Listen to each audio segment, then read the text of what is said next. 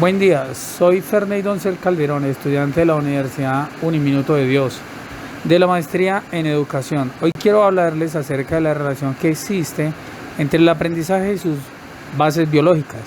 Para ello, iniciamos definiendo el aprendizaje como lo afirma Chomsky. El aprendizaje es un cambio perdurable en la conducta o en la capacidad de comportarse de cierta manera, el cual es resultado de la práctica o de las formas de experiencia. Esta definición se identifica en tres criterios de aprendizaje como son: el aprendizaje implica un cambio, el aprendizaje perdura a lo largo del tiempo y el aprendizaje ocurre por medio de las experiencias. Criterios del aprendizaje.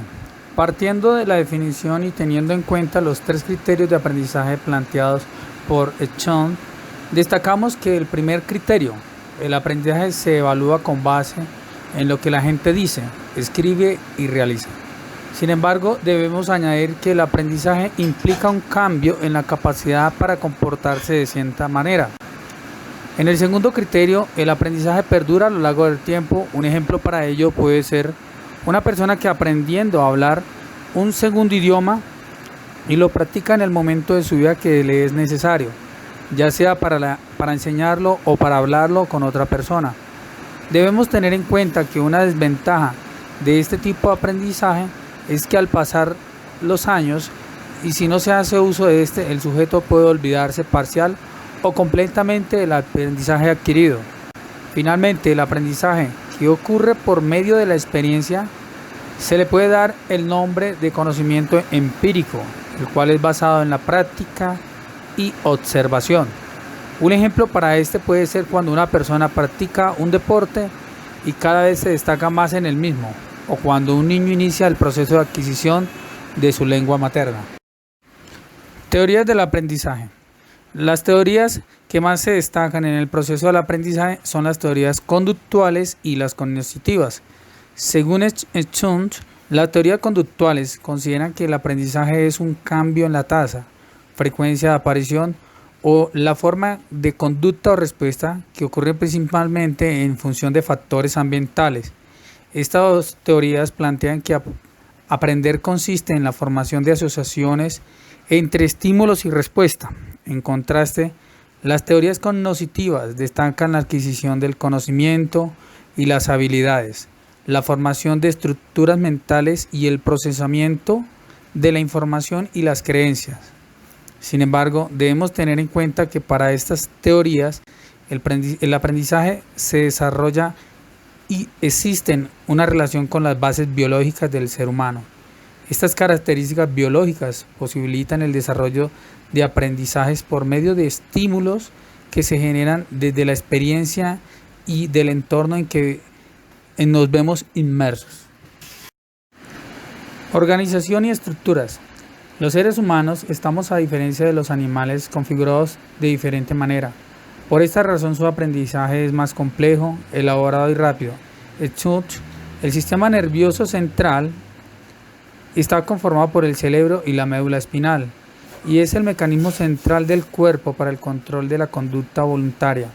El sistema nervioso autónomo regula las actividades involuntarias como las que se le involucran en la digestión, respiración y la circulación de la sangre, y la médula tiene función de transmitir señales desde y hacia el cerebro, lo que la convierte en el mensajero central entre el cerebro y el resto del cuerpo. Ejemplos. Un ejemplo de esta relación desde la cotidianidad es cuando un niño está en el proceso de adquisición de su lengua materna. Como proceso natural del ser humano, el cerebro del niño hace uso de su lobo temporal, en el cual se encarga del proceso auditivo, transmitiendo esta información y enviándola a su memoria auditiva.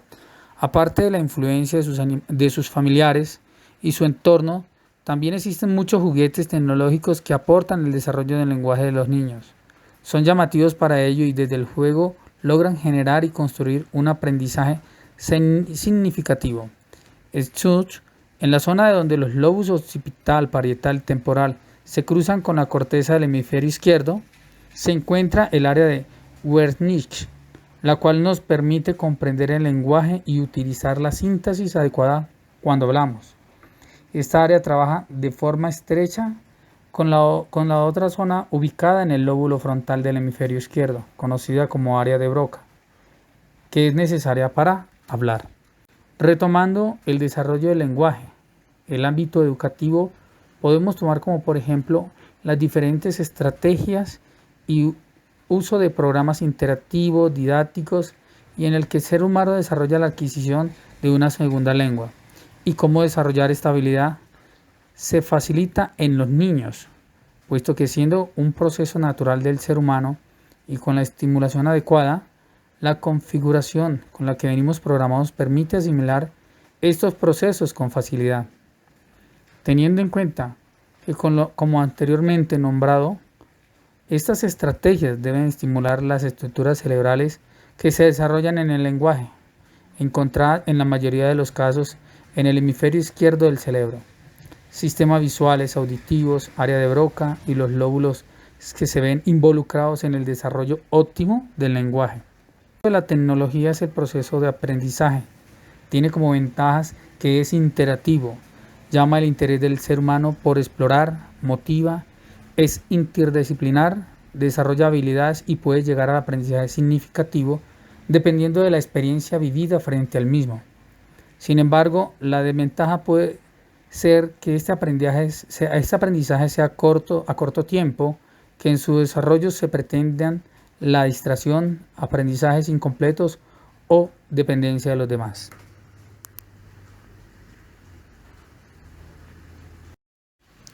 Cierre.